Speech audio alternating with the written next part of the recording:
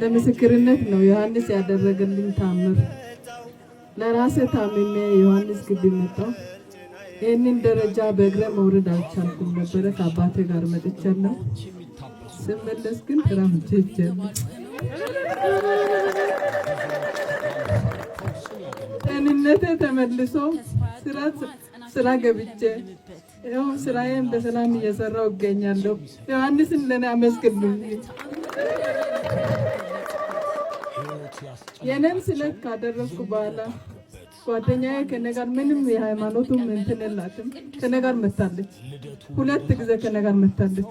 ለ6 ዓመታት ልጅ አልወለደችም። ትዳር ይዛ ቁጭ ብላ ግን ትሰማለች። አንዷ ምስክርነት ለ10 ዓመት ልጅ አልወለድኩም ነበረ፣ ዮሐንስ ለኔ ልጅ ሰጥቶኛል ብላ አንዷ ምስክርነት ስትሰጥ እሷ ቁጭ ብላለች በእኔ አጠገብ።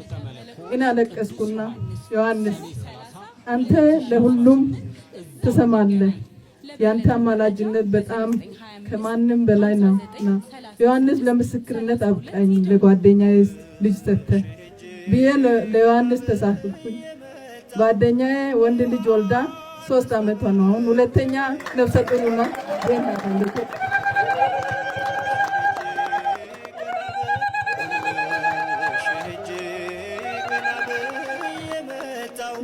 ለኔ የሰማልኝ ዮሐንስ፣ ለጓደኛዬ የደረሰልኝ ዮሐንስ ለእናንተ ለሁላችሁ ልትስማላ።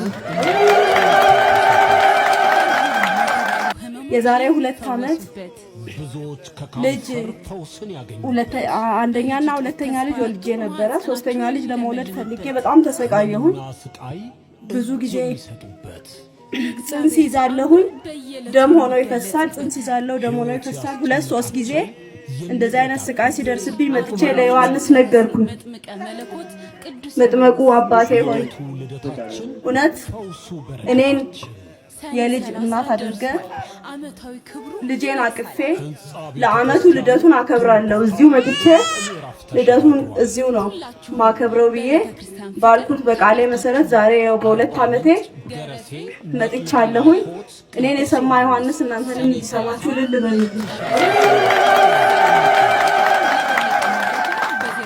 ከዛ በተረፈ ያው በገንዘብም በውስጤ እዚህ ጋር ቆሜ ባልናገርም ዮሐንስን እውነት እንዲህ ካደረክልኝ 2,000 ብር አምጥቼ እደጅ እሰጣለሁ ያልኩትን ያው ለመስጠት ይዤ መጥቻለሁ። እልል በሉልኝ።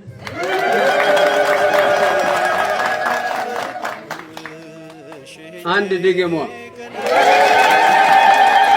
ምን ወሰደኝ የፍቅር ወሰደኝ ያል እኔ እንደዛ ነገር ልጁ ታምሩን ሁሉም ታምሩ የነገረ ቀን 26 ላይ ሄዳለሁ ብዬ ወሰንኩ። ከወሰንኩም በኋላ 26 ደርስ ደግሞ በቃ ሐሳብ ቀይሬ በቃ ቀጣው ላይ ሄዳለሁ ምናምን ብዬ እንደዛ ስል ምንም ህልም ማላቆ ህልም 26 ሐሳቡን በቀየርኩት ሰዓት ላይ ማታ አንዱ ከኔ ጋር በብላ መዋጋት ጀመረ።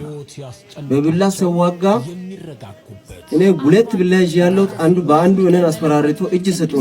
መጨረሻ ላይ ለሱ እጅ ከሰጠው በኋላ ከቤቱ ውጣ ብሎ እኔን ሳባረር ሶጣ እንዳጋጣሚ እኔን እንዳወጋ ብዬ እንዲህ ያየው እሱን ሶጣ አባረረኝ። እንደ አይነት እንሰት ባለበት ቦታ እንደዚህ በሩጫ ሰጥ አበራለኝ በባትሪ ለኔ ሳበራ በጨለማው አይቼ ተደሰትኩና ባትሪውን አይቼ ተደስቼ አልፈርኩ። ከዛ ለልጁ በሁለተኛው ቀን መጥቼ እንዴ ነበር ፍሪዬ እንዴ ነበር አንተ ትላንት እንደዛ ነገር እንዴት ነው ምናምን ስለው አንተ ለምን ቃልን ትበላለህ? ዮሐንስን ሄዳለሁ ማርያምን አላልክም አንተ ለምን እንደዚህ ቃል ትበላለህ አለ። እዛ አለና የቀረው ይቀር እስቲ እጄ ልምጣ ብዬ መጣው። በፍቅሩ ስበም ዮሐንስ አመጣኝ። ቹልል በሉ ቅዳሜ ለነበር ከዚህ ሄድኩት። እዛ ስመጣ ሐኪም ቤት ስኳር በከፍተኛ ሁኔታ አለበት ተብዬ ሄድኩት። ወደዚህ ስመጣ የመጣው እኔ ግን እዛው ሆስፒታል እያለሁ ይሄ የሰይጣን ደብዳቤ ነው እኔ ላይ ስኳር የለብኝም ብዬ ወደ መጥምቀ መለኮት ዮሐንስ መጣሁ። ዛሬ ትላንትና ወዲያ ተመርምሬ ስኳር እኔ ላይ የለብኝም ነፃ ሆኜ መጥቻለሁ። መጥምቀ መለኮት ዮሐንስን በልሳና በዝማሬ አመስግኑልኝ። ለመጥምቁ ይሁን ለኔ የደረሰ መጥምቀ መለኮት ዮሐንስ ለሁላችሁ ይድረስላችሁ።